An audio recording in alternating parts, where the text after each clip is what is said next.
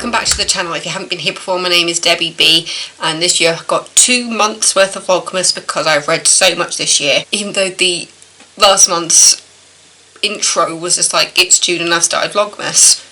I think I actually started in about March.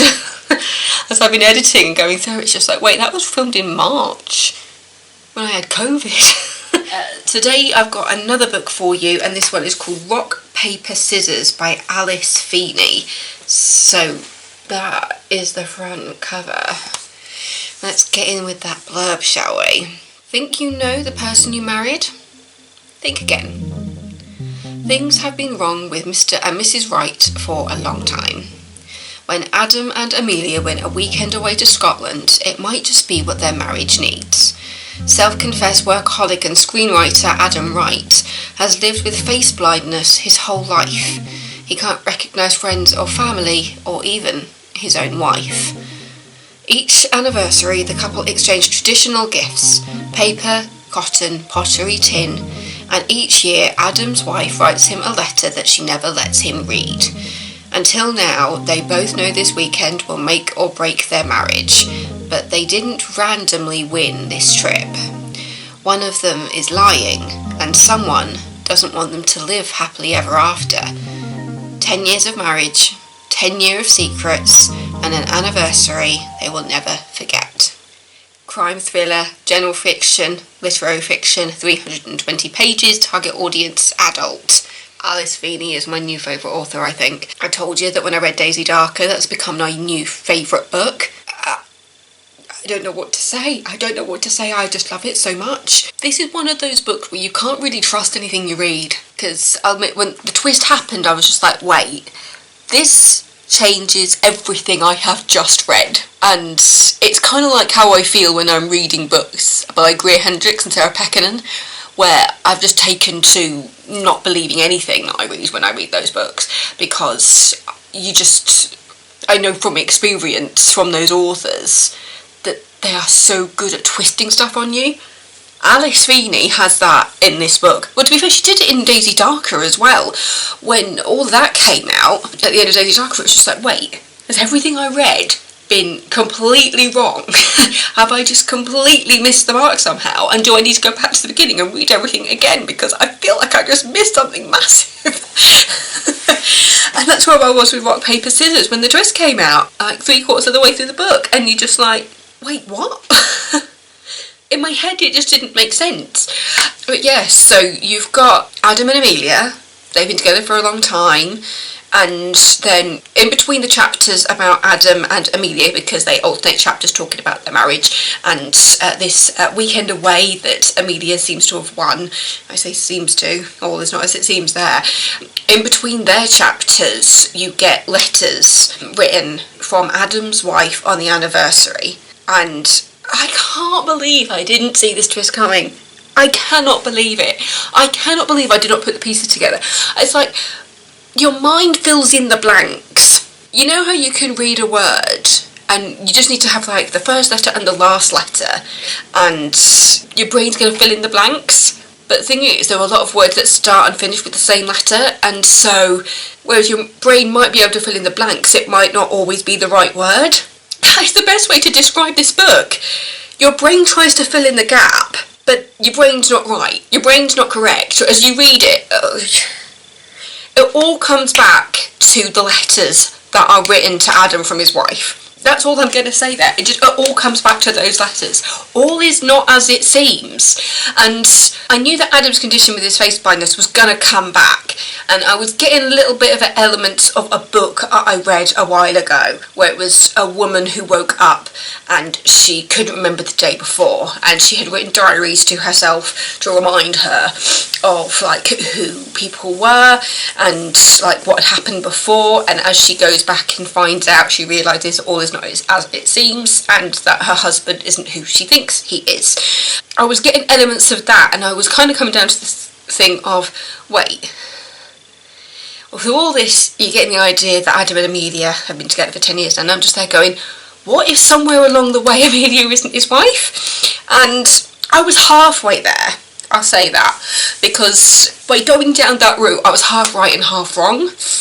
Yeah, The rock, paper, scissors of the title comes from a book that Adam wrote as a struggling screenwriter who basically adapts books into screenplays, but Rock, Paper, Scissors is his baby. That's the one that he wrote himself and has not been adapted from somebody else's book. There is a famous writer that Adam really, really looks up to that's kind of like the Stephen King of this world, who is very isolated and nobody really talks to him. Nobody ever really sees him anywhere.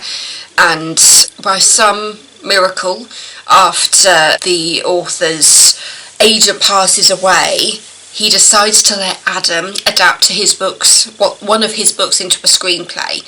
After the success of that production, the author allows Adam to adapt more of his books. Through the letters, you find out that she obviously has some connection to the author. You don't know what it is, but you know that she seems to have had some kind of influence over the author, has managed to have a say in how Adam's career has turned out without Adam knowing. But yeah, when Adam and Amelia turn up at this getaway in Scotland, where they're essentially isolated, it all happens over the space of about, 2 or 3 days? It is basically like a long weekend. They arrive in the dark and they only see so much daylight. The lights in this converted chapel get turned off. There's a generator, then everything gets cut. So they're in the dark for quite a lot of it. And you know that this chapel has been converted. Through the chapters, you find out that someone is watching them. There is a woman who they assume to be some kind of housekeeper who lives at the end of the lane, who is just very isolated and doesn't want to seem to talk to everybody. When Adam and Amelia's dog goes missing, they go up to this woman's little hut to see if they can get some help, but when they're looking through the window, they just see a woman with white hair and a rabbit and lots of candles, and they just think, well, I'm going to stay away from that. They think it isn't worth it because she just seems like she might be like an old witch or something. The old witch hears them. That is the point when you start hearing from Robin, the woman with the white hair who lives in the hut at the end of the lane, and you realise that she has a connection to Adam and Amelia, and she doesn't seem to like them very much. And you're trying to work out what Adam and Amelia have done to offend this woman when you don't know the back history there. You don't know how they're connected or how they know each other. You just know that it seems that Adam and Amelia have done something to greatly offend this woman, and Robin is hell-bent on getting revenge on both of them. I will say a lot of it does come back to Adam's original screenplay, Rock, Paper, Scissors. You see in the letters that on their anniversary you can play a game of rock, paper, scissors to kind of determine their future. It's kind of like the idea of like, I win, we stay together forever, you win, we break up. And it always stands that they end up loving each other and saying like, I will love you forever and this is never going to be over.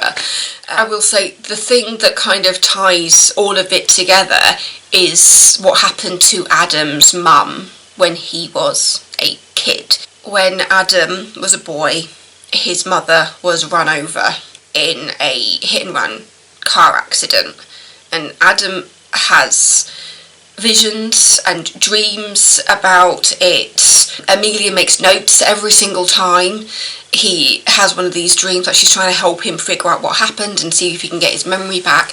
You do wonder if it has something to do with his face blindness and the fact that maybe some of his trauma from witnessing his mother die has led to his non-ability to be able to recognise faces, especially with the fact that it seems that he quite possibly witnessed the whole accident and may have seen who was driving, but he cannot identify who that person is. Yeah.